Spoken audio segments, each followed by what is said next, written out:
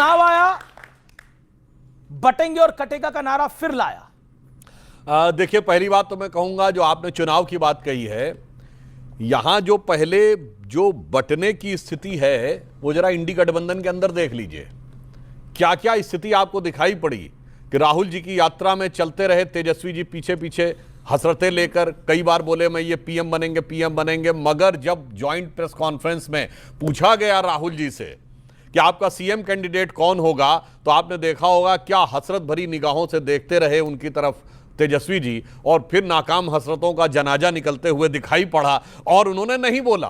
अच्छा, यहां इतनी बात नहीं है, यहां टिकट बंटने के बाद भी घमासान जारी रहता है। याद करिए, लोकसभा चुनाव में पप्पू यादव को नहीं लड़ने दिया राजद ने, कन्हैया कुमार को नहीं टिकट लेने दिया बेगूसराय से राजद ने, क्योंकि तब कांग्रेस की अटकी थी। अरे यहां इतना भी नहीं होता है, जब आपको टिकट मिल जाता है उसके बाद आप चुनाव लड़ें तो तब भी आपस में झगड़ते रहते हैं।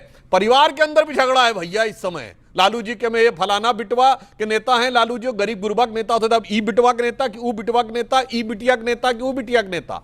अब आता हूं ये जो बटेंगे कटेंगे वाली बात। देखिए अमित जी, इसका कोई चुनाव से लेना देना नहीं है, यह गंभीर बात है और सब प्रमाण बोल रहा हूं।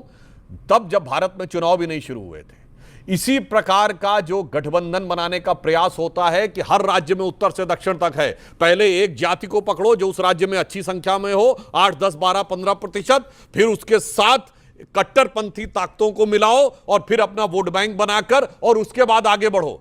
यही गलती हुई थी कब? 1950 का 9 अक्टूबर का मैं आपको कोट कर रहा हूं। जोगेंद्रनाथ मंडल जो पाकिस्तान के पहले लॉ मिनिस्टर थे, वो इसी मुगालते में आए थे, वो अनुसूचित जाति से थे। उनको लगा कि मैं भी कट्टरपंथी ताकतों के साथ मिलकर सत्ता भोग लूंगा। मैं लोगों को याद दिलाना चाहता हूं, सिलहट एक जगह है बांग्लादेश में, इसका नाम था श्रीहट। आजादी के समय यह तय होना था कि ये वोटिंग के द्वारा तय होना था कि आसाम का हिस्सा रहेगी या पाकिस्तान का हिस्सा रहेगी। और उस समय हिंदुओं में सबसे बड़ी जाति जो थी वो शेड्यूल कास्ट थी, और उसमें भी मंडल साहब की खुद की जाति थी। उन्होंने कहा कि हमारी जिन्ना से बात हो गई है तो हम इनके साथ रहेंगे, सत्ता में हमें ज्यादा स्थान मिलेगा। ये जो भाजपा के उस समय जो भारत में शासन आ रहा है, ये तो हिंदुओं का शासन आ रहा है, इसमें अपर कास्ट ज्यादा रहेंगे। और साहब क्या हुआ? सिलहट में वोट बट गया और सिलहट पाकिस्तान में चला गया। साहब, ये बटेंगे तो कटेंगे आज का नहीं है, ये तो 50